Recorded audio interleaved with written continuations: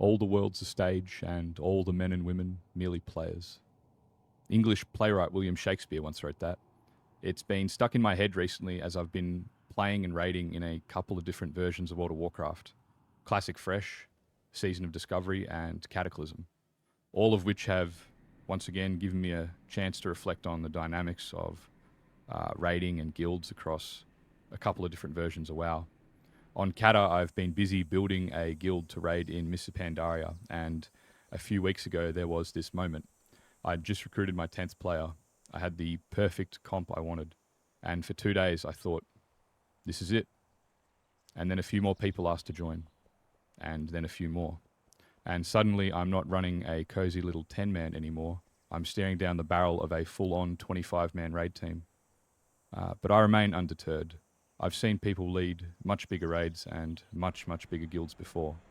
And watching these people, it's like they are building something bigger than themselves. And it's a lot harder, and I'd wager a lot more rewarding than most people might think. A raid team is a bit more than just a list of names with assigned roles.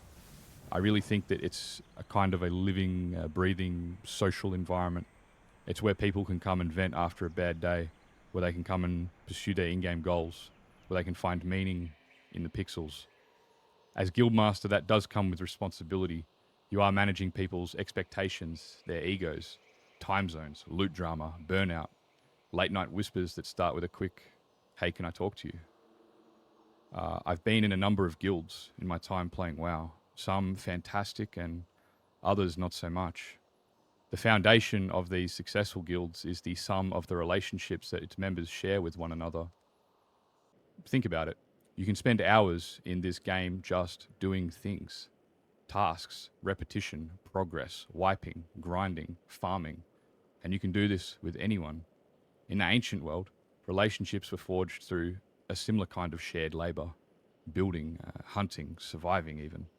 Today, maybe it's running Arena Anger Golem for the 50th time together.